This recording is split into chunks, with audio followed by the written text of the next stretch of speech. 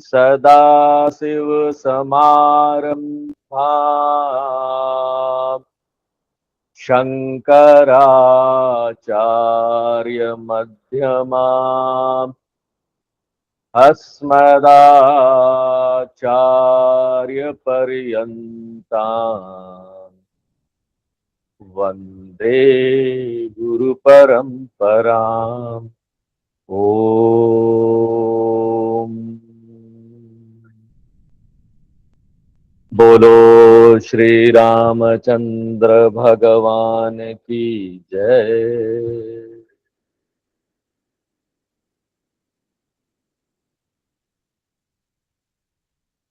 भरत जी निषाद राज के साथ चित्रकूट पहुंच रहे हैं। शत्रुघ्न जी भी साथ में हैं। चित्रकूट के बिल्कुल निकट पहुंच गए हैं। निषाद राज उनको सब बताते जा रहे हैं कि चित्रकूट में भगवान कैसे रह रहे हैं, कैसे नहीं रह रहे हैं। भगवान वनवास में हैं।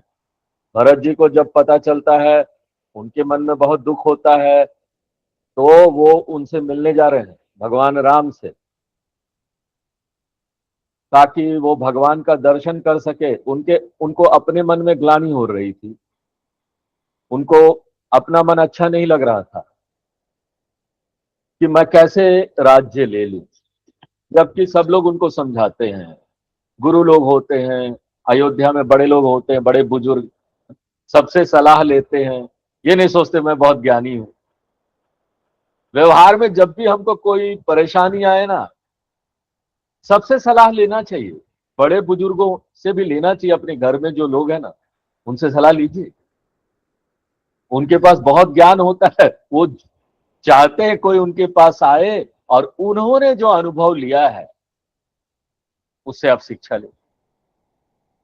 तो इस प्रकार से ये एक व्यवहार में नियम है, और ये जो नियम है ये अनुभव के आधार पर, लॉजिक के आधार पर, तर्क के आधार पर बहुत सुंदर नियम है। हम धर्म के रास्ते पर चल सके, व्यवहार हमारा सही हो, तो सबसे लेते हैं सलाह। सबसे सलाह लेने के बाद वो बोलते हैं मेरा मन नहीं मान रहा, मुझे भगवान से मिलने जाना ही चाहिए।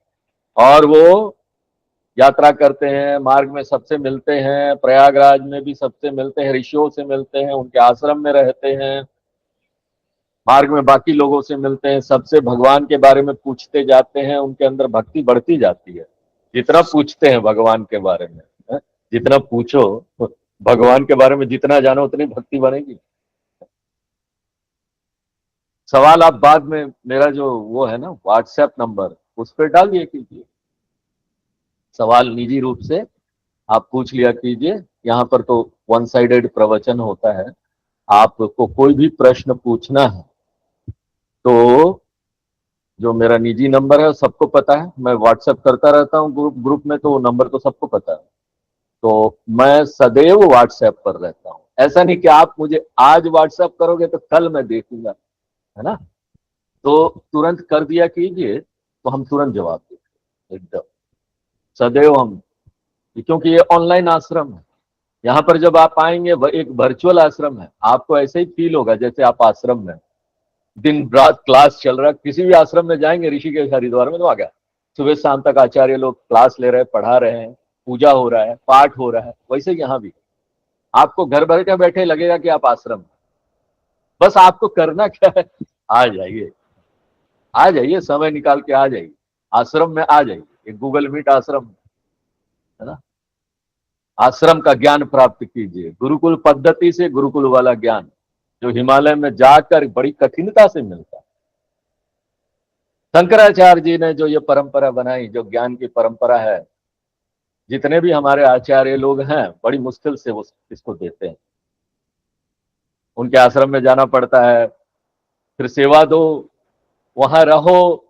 उसके बाद उनको लगता है कि ये पात्र व्यक्ति है, अच्छा व्यक्ति है, इसको ज्ञान देंगे तो इसको आगे बढ़ाएगा, तब जाकर देते। लेकिन आजकल हम लोग थोड़ा सा समझौता कर रहे हैं, घरों तक पहुंच रहा है। क्योंकि हमको ऐसा लग रहा है कि ना घर में भी पहुंच जाओ ना, गूगल मीट के माध्यम से, तब भी लोगों को लगता है गूगल मीट में भी आना हिमालय में आना है क्योंकि उसमें भी मुश्किल होता है, समय नहीं, किसी के पास 7:15 समय नहीं, किसी के पास 10 बजे समय नहीं, किसी के पास शाम को 5 बजे समय नहीं। कोई बात नहीं, उसमें भी हम एडजस्ट करेंगे, क्योंकि हम लोगों का, आप सब लोगों का भी और हमारा भी यही उद्देश्य है कि ये जो सुंदर ज्ञान है भगवान का, इस सब तक पहुंचे। आप घर में हो, कहीं भी हो, अगर आपका इंटरेस्ट है, आप जानना चाहते हैं, आप समय देना चाहते हैं, इसका मतलब आप भगवान के भक्त हैं। इसके बारे में पहले से आपके मन में मूल्य है, तभी तो आप देंगे ना। तो इस प्रकार से ये आश्रम आपके घर तक आ गया है, तो इसका जितना फायदा उठा सकते हैं उठाएं।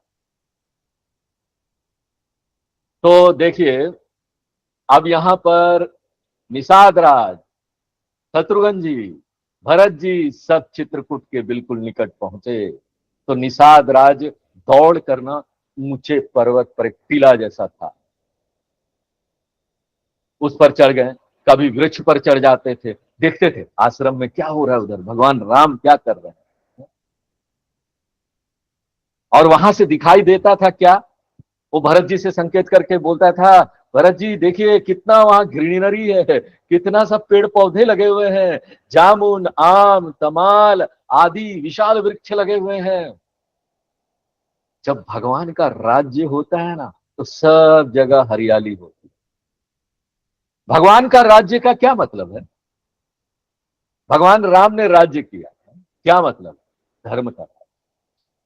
जब धर्म का राज्य होता है, लोग धर्म से चलते हैं, तो हर जगह हरियाली होगी, कोई पेड़ नहीं काटेगा।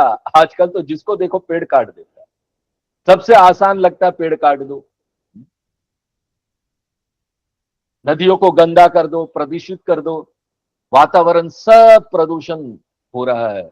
यहाँ पर पेड़ पौधे कट रहे हैं, बड़े बड़े पहाड़, चित्रकूट जाइए, वहां भी कहाँ मिलता है जो यहाँ रामचरितमानस में बताया गया है, जो नदियां बताई गई है, कहाँ मिलता है। किसी प्रकार से अभी हमारी जो सरकार है वो कोशिश कर रही है, जो ये सारी नदियां जो रामचरितमानस में बताई गई है, वो जो लुप्त तो हो गई है, फिर से वापस उसको जागृत करने का प्रयत्न कर रहे हैं। जहां जहां राम जी गए थे, उनका चिन्ह जहां जहां है, वो एक सर्किट बना रहे हैं, उसको जागृत करने का प्रयत्न कर रहे हैं।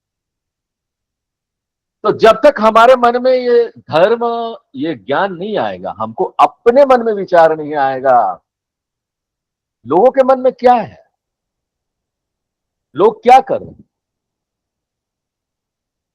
वातावरण को इतना प्रदूषित, इतना, दिल्ली रहने लायक जगह नहीं रह गई, इतना प्रदूषण हो गया। किसने किया, हमने किया ना। नहीं नहीं, हिंदुओं ने किया, अरे हिंदू लोग ही तो हैं सब जिन्होंने किया है, ज्यादातर लोग तो हम ही हैं। इसका कारण है कि रामचरितमानस हमारे दिल में आया नहीं, भगवान राम हृदय में आए नहीं, भगवान राम हमारे मन में वो धर्म की बातें लेकर आते हैं। कोई सुनने आए तब ना, कोई जाने, घर घर पढ़ते थे रामचरितमानस पहले, घर घर होता था। कथाकार लोग कम थे, क्यों, घर में ही कथाकार है ना, पिताजी माताजी दादी जी सबको पता है रामचरितमानस। वो बच्चों को सुबह शाम बैठा के अपने संस्कार देते थे, पढ़ाते थे, घर घर होता था ये, फैमिली फैमिली में। आजकल तो रामचरितमानस रख दिया जाता है, उसके ऊपर लाल कपड़ा डाल दिया जाता है, और उसके बाद उसको प्रणाम किया जाता है, अगरबत्ती जला दे, दिन में वो समय मिल जाए तो भी बहुत बड़ी बात है। चलो कम से कम वही तो करो, किसी दिन तो बुद्धि आएगी कि इसको पढ़ना चाहिए, इसके गहराई में जानना चाहिए, इसके अर्थ को जानना, वो हमको परिवर्तित करेगा भीतर से। फिर हमारा देश एक सुंदर देश होगा, हमारा वातावरण सुंदर वातावरण होगा। हम किसी पेड़ को नहीं काटेंगे, सोचेंगे 10 बार किसी पेड़ को काटूं, किसी नदी को गंदा करने से पहले। गंगा नदी को साफ करने का प्रयत्न सरकार कितने समय से कर रही है, ये गंगा साफ हो जाए, गंगा साफ हो जाए, इतने बड़े प्रोजेक्ट, इतने करोड़ों रुपया लेकिन किसी को मतलब ही नहीं, जो चाहे डाल दिया। जबकि हम रामचरितमानस पढ़ेंगे ना, हमको ये बुद्धि आएगी ना, भागवत पढ़ेंगे, हमको ये बुद्धि आएगी गंगा माँ कितना पवित्र है, हाँ? और कैसे व्यवहार करना चाहिए जब हमको गंगा में जाना चाहिए तो, हाँ? क्या व्यवहार होना चाहिए। पहले जाओ तो उसके जल को छूकर प्रणाम करो और क्षमा मांगो कि हे मां गंगे, हमसे, हमारे पास कोई और चारा नहीं है, नहाने के लिए हमको पांव डालना पड़ेगा, उसके बाद पांव डालो, स्नान करने के लिए हमको पांव डालो। इसको बोलते हैं कि ये सही व्यवहार है। ये भावना कैसे आएगी, ये मन में ये भावना कैसे आएगी जब तक ये ज्ञान नहीं जाएगा। ये बदलता है, एक व्यक्ति बदलता कैसे, अपने विचारों से तो बदलता है। विचार ही नहीं बदलेंगे तो ये कहां से होगा। विचार नहीं बदलेंगे तो करोड़ों रुपया सरकार खर्चा करते रहेगी, होगा कुछ नहीं, क्योंकि उसके मन में ये विचार है ही नहीं, तो बोलता है ये तो नदी है, इसमें डालना ही है सब कुछ, जो डालना है डाल दो। दूसरे धर्म के लोग नहीं, हमारे अपने ही धर्म के लोग वो सब करते हैं। कानपुर में इतने सारे टैनरीज हैं, हिंदू लोग बहुत है जिनकी अपनी फैक्ट्रियां हैं। अब उनको मतलब नहीं, पैसे से मतलब है, धनी भगवान है, वो सारी गंदगी सब गंगा में डाल दे। भगवान का राज्य, अगर भगवान राम का राज्य हो तो ये सब बदलता है। राम राज्य यानी मन में राम राज्य, हमारा मन राम राज्य हो जाए, हमारा मन इस ज्ञान को पाकर इतना बदल जाए, क्रांति हो जाए हमारे जीवन में। अगर हमारे जीवन में क्रांति होगी तो दुनिया में क्रांति होगी, वातावरण में क्रांति होगी, परिवार में क्रांति होगी, सब बदल जाए। पहुंच रहे हैं, ये लोग पहुंच रहे हैं। निषाद राज पेड़ पर चढ़ चढ़ के देख रहे हैं कितना हरियाली है, जामुन आम तमाल, कई वृक्ष तो ऐसे हैं जो अभी देखने को नहीं मिलेंगे, गायब हो गए हैं, लेकिन सब थे। जिन तरु बरन मध्य बटु सोहा, और उन वृक्षों के बीच एक बड़ा और विशाल वट वृक्ष सुशोभित हो रहा है, जिसको देख कर ना मन मोहित हो जाए, ऐसा था। वृक्ष के पत्ते नीले सीधे सीधे थे, चमक रहे थे एकदम, देखो तो आकर्षित से, पत्ते देखकर आकर्षित हो जाए। बीच में लाल फल लगे हुए से दिख रहे थे। और देखो ये वृक्ष जो वट वृक्ष 12 महीने छाया दे दो, हर ऋतु में वो सुखदायक होता है। मानो तिमिर अरुणय राशि, ऐसा लगा मानो ना ब्रह्मा जी ने सारी शोभा को एकत्र करके, ब्रह्मा जी कौन है, सृष्टिकर्ता, उन्होंने सृष्टि बनाई, the creator of the world, वो आ गए हो और उन्होंने ये यहां पर सारी सृष्टि की रचना की हो।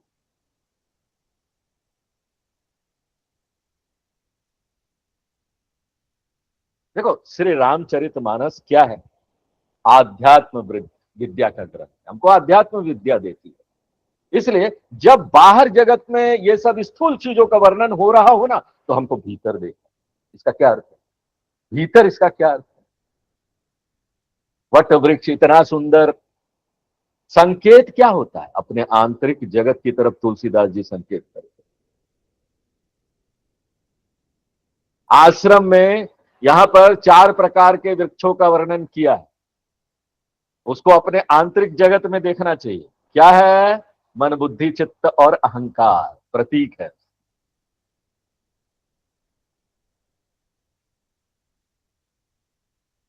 उन चारों में आत्मा सामान्य होता है। मन बुद्धि चित्त और अहंकार के पीछे कौन है, वो जीवनी शक्ति, वो आत्मा, वो ब्रह्म। और बुद्धि में जो धर्म है ना, वो वट वृक्ष है। असल में देखो हमारी संस्कृति में, देखो ये जो रामचरितमानस में सब जानने को मिलता है, हमारी भारतीय संस्कृति में धर्म का प्रतीक कहा गया है, वट वृक्ष को धर्म का प्रतीक है। भगवान शंकर जी भी धर्म की ध्वजा धारण करने वाले हैं। हमारे भगवान लोग भी धर्म के अनुसार चलते हैं, उन्होंने ही बनाया नियम और वो नहीं तोड़ेंगे कभी भी।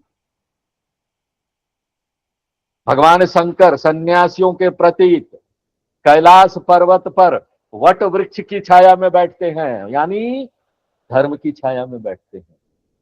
यानी धर्म के अनुसार चलते हैं, हमको भी धर्म की छाया में रहना चाहिए, धर्म नहीं छोड़ना चाहिए। धर्म छोड़ेंगे तो दुख मिलेगा। हमारे शास्त्रों का कुछ नहीं जाने वाला, हम ये धर्म का भी कुछ नहीं बिगड़ेगा, हम शास्त्रों का भी कुछ नहीं बिगड़ेगा, हमारा अपना बिगड़ जाएगा। बरगद की जटाएं क्या नीचे लटकी रहती है। तो मानो ना, ये वट वृक्ष जो है ना, शंकर जी की तरह से एक विरक्त जटाधारी सन्यासी। तो आज के बाद वट वृक्ष दिखाई देना, समझ जाओ शंकर भगवान है, प्रणाम कर लेना। हाँ? उनकी जटाएं लटक रही है, हर ऋतु में सुखदाई है। इसी प्रकार से धर्म का जीवन जो जीते हैं ना, हर काल में सुखदाई, कभी आपको प्रॉब्लम नहीं होगा। समस्या क्यों आती मालूम, धर्म छोड़ा इसीलिए। जान लो इस बात को, हृदय आत्मसात कर लो कि समस्या धर्म छोड़ने से आई है। हमने जीवन में कहीं ना कहीं धर्म छोड़ा। यदि व्यक्ति के जीवन में दुख, चिंता, भय आ रहे हैं ना, कारण बस समझ लो एक ही होना चाहिए कि व्यक्ति कहीं ना कहीं गलती कर गया, अपने धर्म से हट गया। अगर धर्म में जीवन जियो ना, तो आपको इस संसार में सब प्राप्त भी होगा, भौतिक सुख भी प्राप्त होगा, और साथ साथ में परमार्थ का आनंद दोनों प्राप्त होगा। बिना धर्म के भौतिक सुख प्राप्त करना कैसा होता है मालूम, इसलिए भगवान किसी को देते नहीं है जो धर्म से नहीं चलेगा। पुण्य नहीं होगा तो नहीं मिलेगा। उसके हाथ में ना वो गड़बड़ चीज हो जाएगा। जिसके मन में धर्म नहीं है, वो उसको बड़ी बड़ी चीज दे दिया जाए, गलत इस्तेमाल करेगा। बड़ा पद दे दो, तो शक्ति दे दो, उसको प्राइम मिनिस्टर बना दो या चीफ मिनिस्टर बना दो, उल्टा सीधा काम करेंगे। हाँ?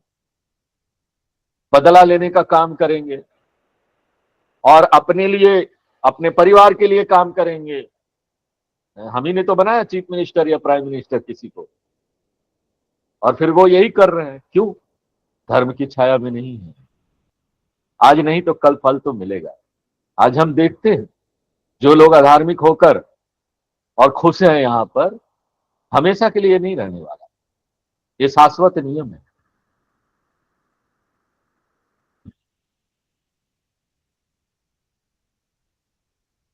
इसलिए जब कहीं, जिस भी अवस्था, उस समय हमको विचार करना चाहिए हमारा स्वधर्म क्या है।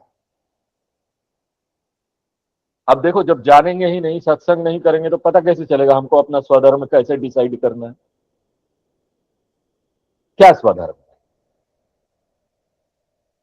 हम जिस आश्रम में रह रहे हैं, अभी फाउंडेशन कोर्स हुआ है, फाउंडेशन कोर्स में हम बताएं वर्ण व्यवस्था के बारे में।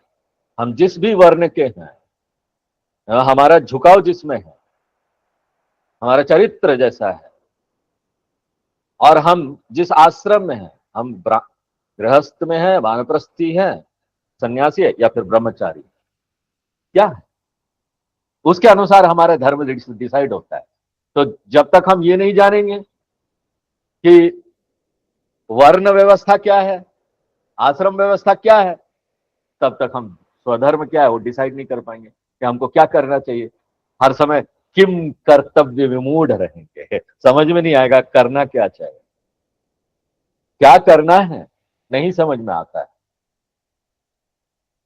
और अर्जुन को यही प्रॉब्लम हो गई थी, समझ में नहीं आ रहा था क्या करना है, तो पैसा भी उसको बचाया नहीं। अर्जुन बड़ा धनी व्यक्ति था ना, राजा धनंजय, सब कुछ था उसके पास, बुद्धि भी थी, पढ़ा लिखा व्यक्ति था, लेकिन क्या करे बेचारा, किम कर्तव्य विमूढ़ हो गया, समझ में नहीं आया क्या करना चाहिए क्या नहीं करना चाहिए। इसलिए सदैव सत्संग करते रहना चाहिए, जानते रहना चाहिए, हमारा जीवन में व्यवहार ठीक रहेगा। धर्म से चलेंगे, दुख नहीं आएगा, और हर समय क्लियर रहेंगे, माइंड में क्लैरिटी रहेगी। ये परिस्थिति आई, क्या करना चाहिए, तुरंत देखेंगे शास्त्र में कहा यह बताया गया है, किसने क्या किया था। अर्जुन की वो यह परिस्थिति आई थी तो उसने क्या किया था, गजेंद्र को आई थी तो क्या किया था, कपिल मुनि को आई तो उन्होंने क्या किया। इस प्रकार से ये सब पात्र जो है वो हमको दिखाते बताते हमको क्या करना चाहिए। राम जी ने क्या किया था, रामचरितमानस तो एकदम व्यवहार की बातें ऐसी है कि आप इसको अच्छी तरीके से पढ़ लेंगे, इस ग्रंथ को जान लेंगे, तो ना व्यवहार में कभी दिक्कत नहीं आएगी, आपको समझ में आ जाएगा धर्म क्या है, धर्म क्या है। भगवान ने ऐसे ही जीवन दिया। ए तरु सरित समीप गोसाई। निषाद राज कहते हैं कि ये जो वट वृक्ष है ना, नदी के पास है, जहां भगवान श्री राम जी की पर्णकुटी बनी हुई,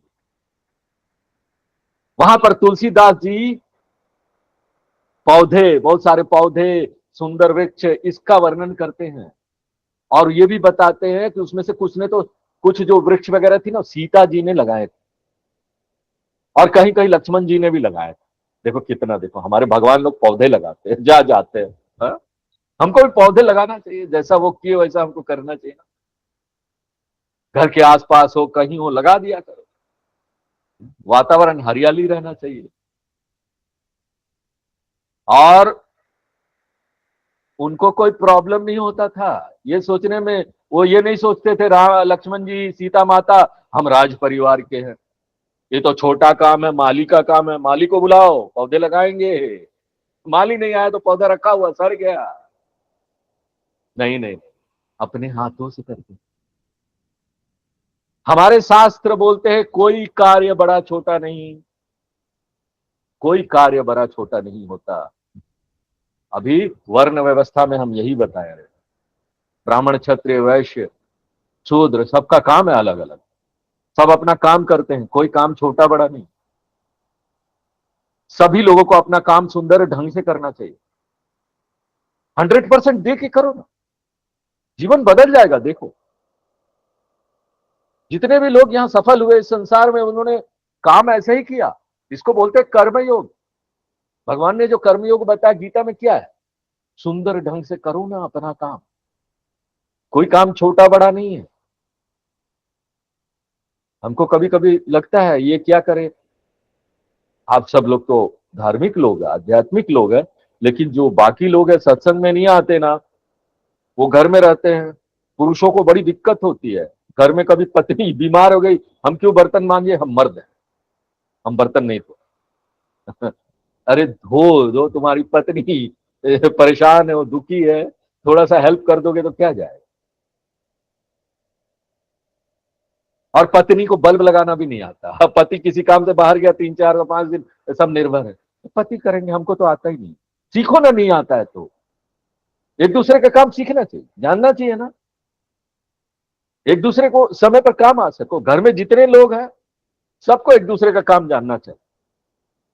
पति पत्नी नहीं हो, भाई बहन है, कुछ नहीं, आश्रम में ब्रह्मचारी लोग हैं एक साथ। जो लोग बहुत, कहीं भी आप अकेले तो रहेंगे नहीं, लोग रहते इतने सारे, लोग जब रहते इतने सारे, तो फिर उनके बीच एडजस्टमेंट तो करना पड़ता है। एक दूसरे का काम जान लो, सब लोगों में काम बटा हुआ है। जब एक आदमी बीमार पड़े तो थोड़ा सा हेल्प कर दिया करो। नहीं आता है या अहंकार में रहना कि मर्द का काम नहीं है, ऐसा नहीं। निषाद राज बता रहा है, वट वृक्ष की छाया में, उसके तने के पास सीता जी ने अपने कर कमलों से एक सुंदर चबूतरा बैठने के लायक बनाया। सीता जी चबूतरा बनाती है, हमको जरा बोल दो तो चबूतरा बनाना है, कोई बड़े व्यक्ति को, हमको नहीं। कोई बड़ा जो पद वाला व्यक्ति, मिनिस्टर को जरा चबूतरा बना दीजिए। आओ, मैं चबूतरा बनाऊंगा, I am MLA, I am MP, I am IAS. ठीक है। आपको सेवा करने के लिए रखा गया है, एमपी एमएलए आईएएस मिनिस्टर जो भी हो आप, आपको एक गरीब व्यक्ति की सेवा करने के लिए रखा गया है। आपका काम है, वो काम आप कीजिए, और उसके लिए कुछ करना पड़े तो आगे बढ़कर करो ना। कभी रोल मॉडल बनना पड़े, गांव में जाकर किसी के रोल मॉडल लोगों को दिखाना पड़े सफाई में, तो अपने घर में सफाई करो, तभी तो लोग देख के करेंगे। आईएएस हो तो क्या हुआ, एडमिनिस्ट्रेशन में कलेक्टर हो, जाओगे नहीं गांव गांव में, जाओ देखो ना, गांव गांव में जाकर वहां करो कुछ, रोल मॉडल बन के खुद भी करके सफाई करके दिखाओ लोगों को कैसे सफाई होती है।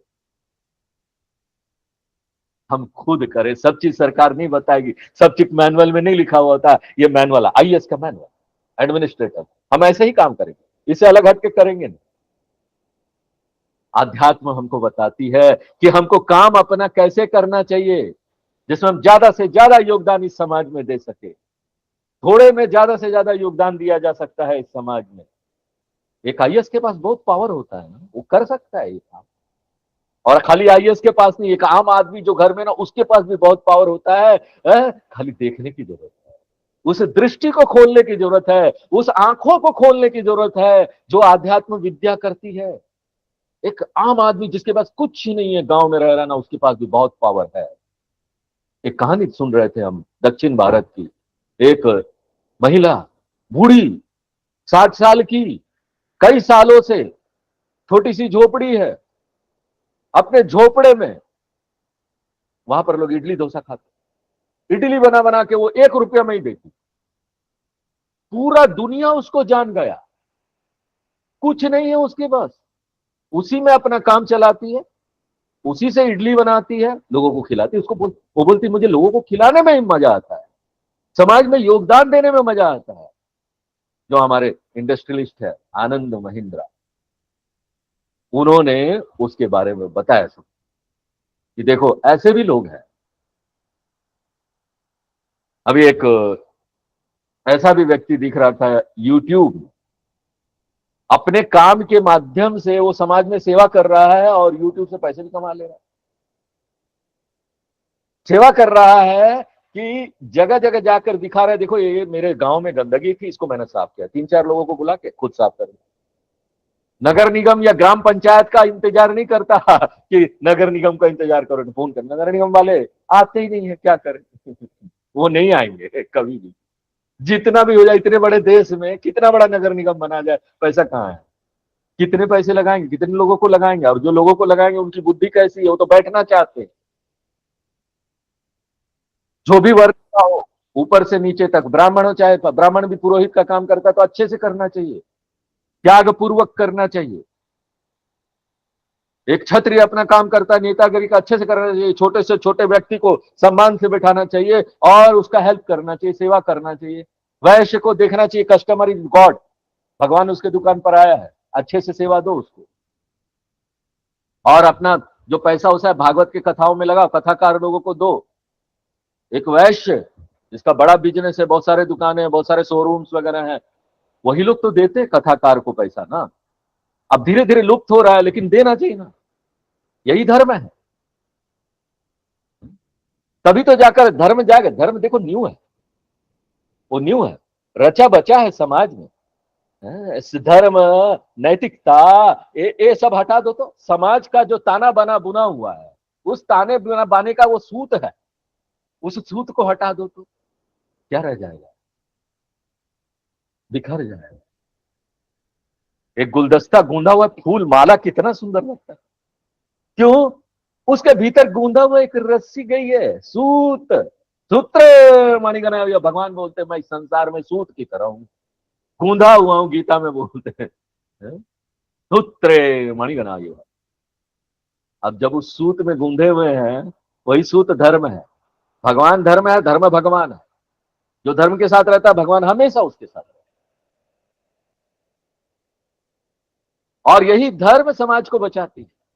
एक दूसरे का अगर लोग हेल्प करना, योगदान देना, ये सब किस लिए करते, क्योंकि उनके मन में धर्म है ना, नैतिकता है ना। यही चला जाएगा धर्म और नैतिकता, तो क्या रह जाएगा। सब एक दूसरे का गला काटने शुरू करेंगे, पैसा भगवान, और एक दिन समाज नष्ट नष्ट हो जाएगा, सब कुछ नष्ट हो जाएगा, कुछ नहीं रहेगा।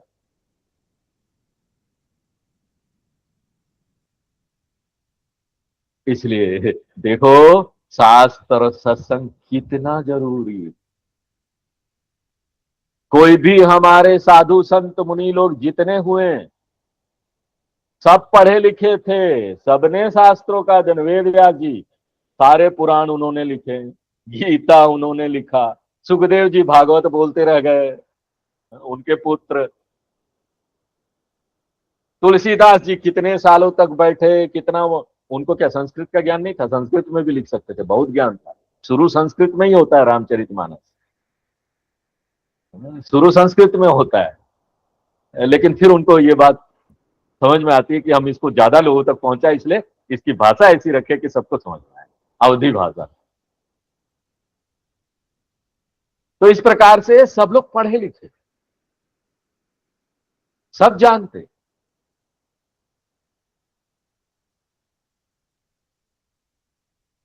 ऐसा चबूतरा बनाया, हमारे सीता जी को कोई प्रॉब्लम नहीं छोटा काम करने में भी, आराम से कर लेती, कोई शर्म नहीं आता। जिस चबूतरे पर मुनि समाज सहित सुजान भगवान श्री राम जी सीता जी नित्य आकर बैठते, उसमें इतिहास की बात हो। इतिहास यानी पुराणों में इतिहास दिया गया है। अभी हम लोग भागवत पुराण देख रहे हैं, उसमें मनवंतर देख रहे हैं, वो इतिहास में क्या हुआ है। गजेंद्र मोक्ष की कथा 93 करोड़ वर्ष पहले हुई। अब अभी आगे श्रीमद् भागवत महापुराण में अमृत मंथन की कथा आने वाली है, और ये मंथन, अमृत मंथन की कथा एक मनवंतर पहले हुई थी। एक मनवंतर 32 करोड़ वर्ष का होता है। इतिहास में वो हुआ है, इसकी बात करते थे। सीता जी आपस में चर्चा करती, वेद की चर्चा होती, स्मृतियों की चर्चा होती थी, पुराणों की कथाएं सुनाई जाती थी। यानी उस चबूतरे पर नित्य सत्संग होता था। बड़े बड़े मुनि लोग आते थे भगवान के सामने, शास्त्रों के ज्ञाता लोग आते थे, ज्ञान स्वरूप भगवान श्री राम जी उन सब से ये सुनते थे। वो तो भगवान थे, क्या जरूरत था उनको शास्त्र सुनने का? बताओ, क्या जरूरत? भगवान थे ना, भगवान को शास्त्र भगवान तो खुद ही शास्त्र है, उनको सब ज्ञान। लेकिन फिर भी सुनते थे, क्योंकि उन्होंने मनुष्य का शरीर लिया था। अगर ये मनुष्य का चोला लिया है तो वो बैठकर साधु संतों के सामने सत्संग सुनकर बताते थे, मनुष्य के चोला लेने का मुख्य उद्देश्य यही है मेरे भक्तों। मनुष्य का जीवन लिया है, बहुत पुण्यवान है। सुन पाओगे, कान दिया भगवान ने, सोचने की शक्ति दी, जानवर को नहीं दी, पौधों को नहीं दी। तुलसीदास जी यहां पर ये बताकर हमको ये शिक्षा दे रहे हैं कि किसी को चाहे कितना ज्ञान हो, परंतु हमारे शास्त्रों में इतनी गहनता है कि ना उसमें जीवन के व्यवहार, उनके बारे में बात है, कैसे मार्गदर्शन मिलेगा उस सब। इसलिए भगवान भी लीला करके दिखाते हैं कि नित्य कथा श्रवण नहीं करोगे तो धर्म का पालन कैसे करोगे, कैसे समझोगे धर्म क्या है। सदा याद रखो कि ज्ञान मान जहां एक नाही। ज्ञान तो उसे कहते हैं जहां हर प्रकार का अहंकार, यहां तक कि ज्ञान का अहंकार भी नष्ट हो जाना चाहिए। इसलिए सत्संग अपने जीवन का अभिन्न अंग होना चाहिए, अभिन्न अंग। एक दिन भले खाना ना खाएं, उपवास कर ले, लेकिन सत्संग में उपवास नहीं करना चाहिए। अपने शास्त्रों को सिस्टमेटिक तरीके से पढ़ना चाहिए। हम देखो नौकरी करने के लिए जो ज्ञान प्राप्त करते 20 साल 25 साल तक बच्चे पढ़ते रहते हैं, और वो एक के बाद एक फर्स्ट क्लास में गए, सेकंड में, थर्ड में, फोर्थ में, फिफ्थ में, और उसके बाद वहां भी जब फिफ्थ में या ग्रेजुएशन में या फर्स्ट ईयर में जाते हैं, वहां भी एक एक करके उनको पढ़ाया जाता है। फर्स्ट ईयर में जो किताब पढ़ाई जाती है थर्ड ईयर में नहीं पढ़ाया जाएगा, और थर्ड ईयर वाला किताब फर्स्ट ईयर में नहीं पढ़ाया जाएगा। फर्स्ट ईयर में पढ़ाया गया, सेकंड ईयर सिस्टमेटिक करते हैं व्यवस्थित रूप से। यहां भी हमारे शास्त्रों का अध्ययन भी ऐसा ही होता है, व्यवस्थित रूप से, कॉलेज का स्टडी का तरह है। इसको कैजुअल नहीं लेना चाहिए, जैसे तैसे कर लिए नहीं। नित्य करना है, सतत करना, व्यवस्थित रूप से करना, नित्य नियम से अध्ययन करते रहना चाहिए। वेदों में तो अनिवार्य रूप से बताया गया ये कर्म करने। हम वेदों की बात को मानते हैं, जो वेद में बताया गया उसका पालन करें तभी तो हम सनातनी हुए। वेद में बताया गया अनिवार्य रूप से आपको रोज ब्रह्म यज्ञ करना है। ब्रह्म यज्ञ क्या? अनिवार्य रूप से रोज अपने शास्त्रों को पढ़ना है, उसको बोलते हैं ब्रह्म। या तो पाठ करो श्लोक का, उसके अर्थ को समझो, सत्संग में आओ, ये रोज करना है, रोज का काम है, नियमित, ताकि सत्संग होता रहे। ये बनाया इसलिए गया है, एक के बाद एक व्यवस्थित रूप से। इसलिए सभी आचार्य लोग बोलते हैं सत्संग सत्संग सत्संग, सभी बोलते हैं सत्संग।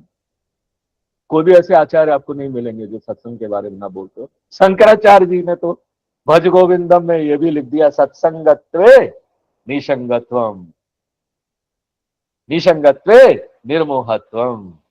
निर्मोहत्वे निर्मल तत्व, निश्चल तत्व। निश्चल तत्व होगा तो फिर जीवन मुक्ति प्राप्त हो। ये प्रोसेस है, धीरे धीरे करके हमारा जब निश्चल तत्व हो जाता है तो फिर मुक्त हो जाते हैं। मुक्त होना क्या है? दुख खत्म हो जाना। और दुख खत्म होना क्या है? भगवान को जान लेना, उससे एक हो जाना। भगवान के अलावा कोई दुख खत्म नहीं कर सकता। भगवान को जानो, भगवान के साथ रहो, भगवान को जानो हर समय। और शास्त्र ही है जो भगवान के बारे में बताते हैं, और कौन बताएगा? और शास्त्र किसके माध्यम से मिलता है? साधु संतों के माध्यम से, आचार्यों के माध्यम से। सत्संग का अर्थ अपनी मनमानी बात कहना नहीं है। शास्त्रों और ग्रंथों और जो गुरु ने बताया परंपरा के आधार पर वो बताना चाहिए। बहुत रेस्पॉन्सिबिलिटी होती है, बहुत जिम्मेदारी होती है, ये कुछ गलत बात ना निकले।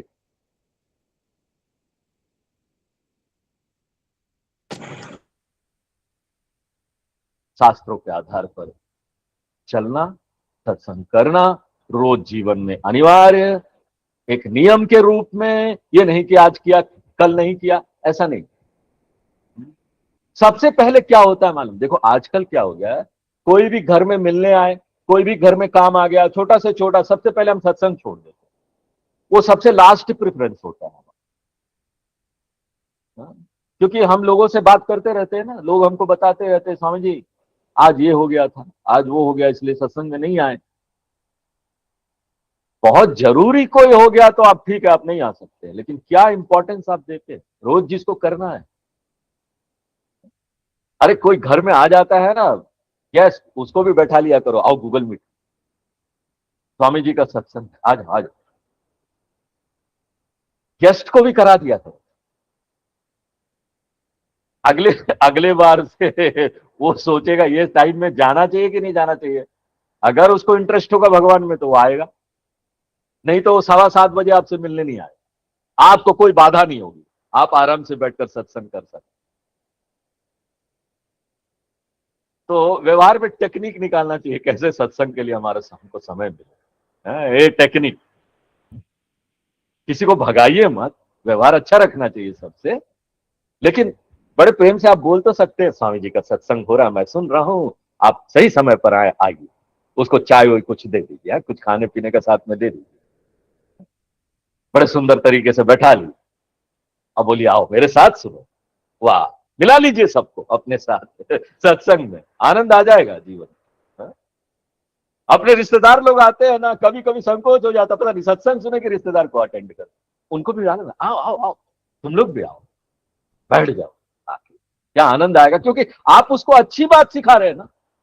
अपने रिश्तेदारों को पैसा दोगे, आप पैसे से सहायता करोगे, उससे बड़ी सहायता तो ये कि उनको सत्संग में लगा दो, उनको अपना दिमाग मिल जाए, धर्म में चलना है, कैसे चलना है, कैसे व्यवहार करना है, तो वो अपना जीवन खुद बना लेंगे। फिर उसको आपको किसी सहायता देने की जरूरत नहीं पड़ेगी। सबसे बड़ी सहायता तो ये। इसलिए शंकराचार्य जी ऐसे जल्दी कोई चीज लिखने के लिए, श्लोक लिखने के लिए ऐसे नहीं उठा लेते अपना पेन, ऐसे नहीं लिखेंगे शंकराचार्य जी। शंकराचार्य जी ने एक एक लाइन जो लिखा वो बहुत महत्वपूर्ण जीवन का अर्थ है उसमें। उन्होंने लिख दिया सत्संगत्व निसंगत्वम। तो आज के बाद से हम रिश्तेदारों को मदद कैसे करेंगे? सत्संग में बुला बुला। ओम पूर्णमदः पूर्णमिदं पूर्णात् पूर्णमुदच्यते पूर्णस्य पूर्णमादाय पूर्णमेवावशिष्यते। ओम शांति शांति शांति।